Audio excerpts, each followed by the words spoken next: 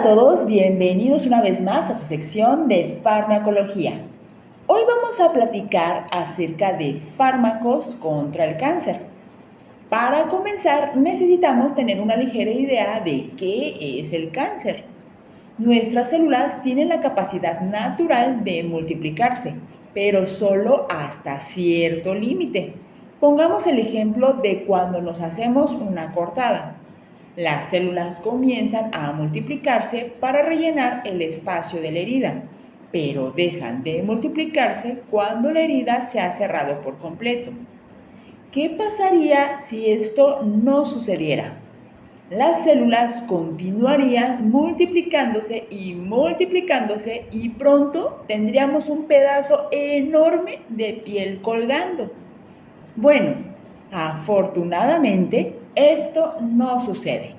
Las células se multiplican pero con cierto control, como para cerrar una herida o cuando la célula se muere, pues es repuesta por otra nueva, pero hasta ahí.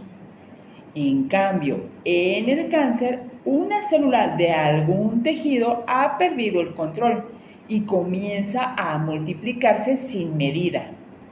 Esto ocasiona una acumulación de células que no tienen razón de estar ahí, a lo que comúnmente llamamos tumor. Y estaremos en presencia de cáncer. Pero, ¿qué célula será la que se descontrole? Pues no se sabe. En cada persona podría descontrolarse una u otra. Por eso existen muchísimos tipos de cáncer. Por ejemplo, si se descontroló una célula del estómago, pues tendremos cáncer de estómago. Si la que se descontroló fue la de pulmón, pues será cáncer de pulmón y así. Entonces, ¿qué deseamos? Pues eliminar a estas células que comenzaron a crecer sin control. Y es aquí donde entra la terapia contra el cáncer. En este video explicaremos algunos tipos y mecanismos de acción de diferentes fármacos contra el cáncer. En su mayoría, los fármacos contra el cáncer funcionan obstaculizando la nueva producción de células, por lo que suelen interferir con la producción de los ácidos nucleicos. Para entender su funcionamiento, primero debemos tener una idea de cómo es la molécula de ADN. Estamos acostumbrados a visualizarla en diversas publicaciones con dibujos como este, en el cual se presenta el esquema simplificado de una escalera doble de caracol. Pero, ¿qué representan estas líneas? Visualicemos una estructura tridimensional de su formulación química real. Hagamos una pausa. Ahora pasémosla al papel.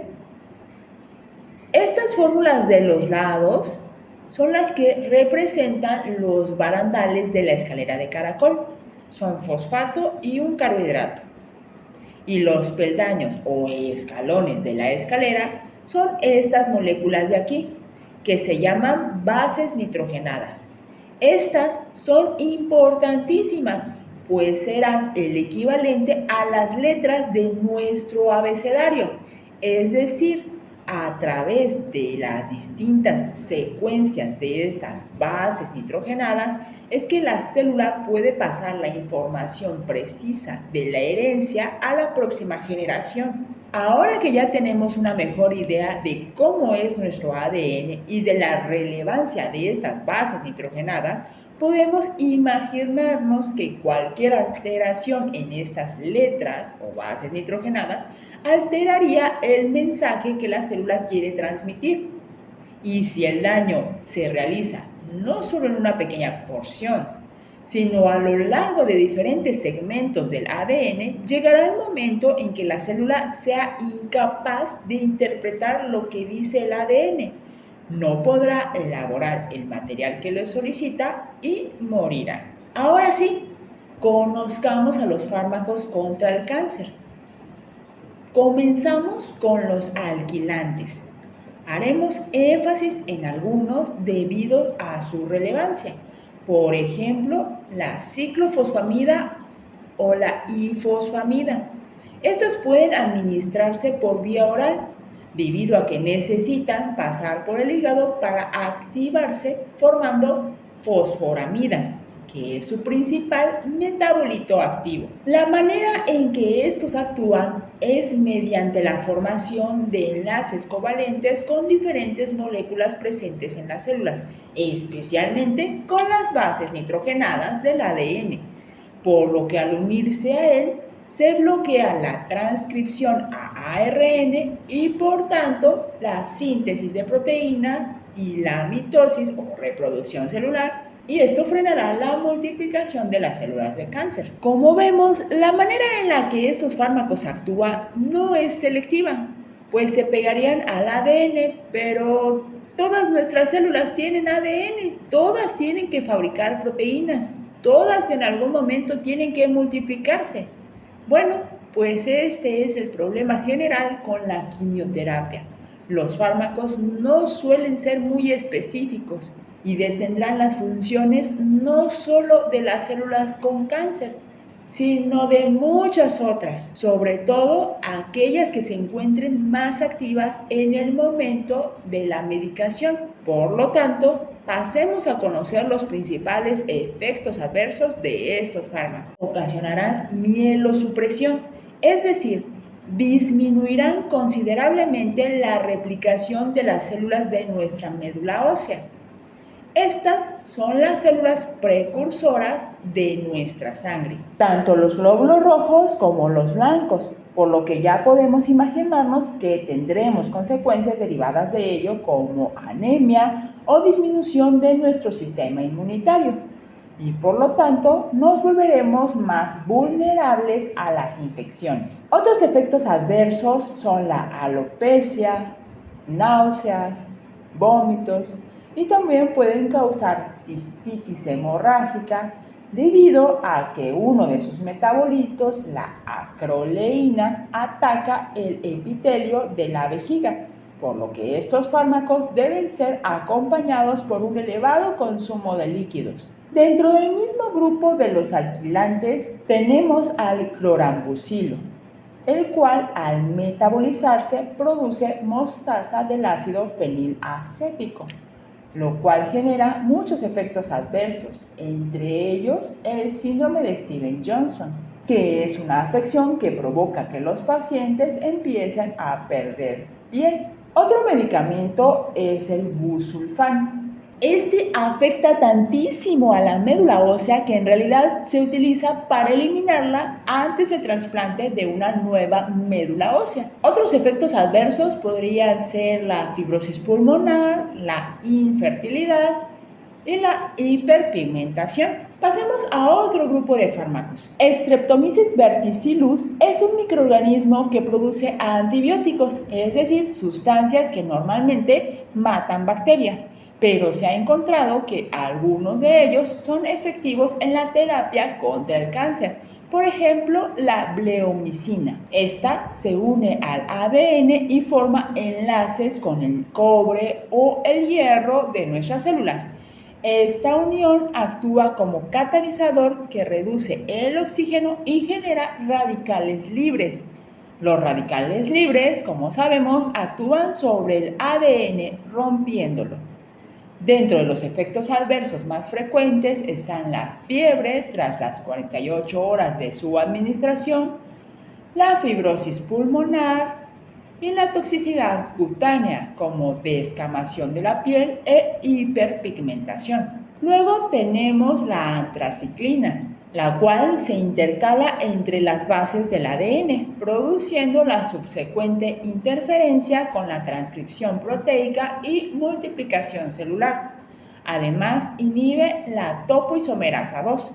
La topoisomerasa es una enzima que de manera natural hace que el ADN pueda desenrollarse adecuadamente en los procesos de transcripción y replicación. La mayor parte del metabolismo de la antraciclina es hepático, por lo que se deberá considerar modificar la dosis en caso de que el paciente padezca ya de insuficiencia hepática, porque al encontrarse dañado el hígado, el fármaco no podrá ser metabolizado en las cantidades óptimas, es decir, no podrá ser modificado para su posterior eliminación y entonces se acumulará en el organismo, ocasionando con mayor facilidad efectos tóxicos.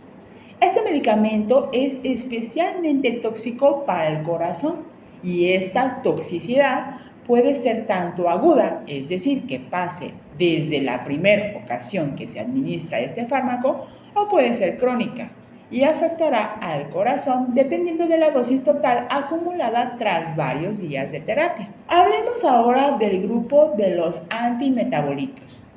Estos fármacos tienen una estructura que se parece a los componentes de nuestro metabolismo, principalmente del metabolismo intermedio de los ácidos nucleicos, por lo que su función es impedir que se forme tanto el ADN como el ARN.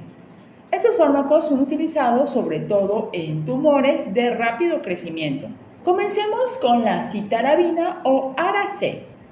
Observemos esta imagen.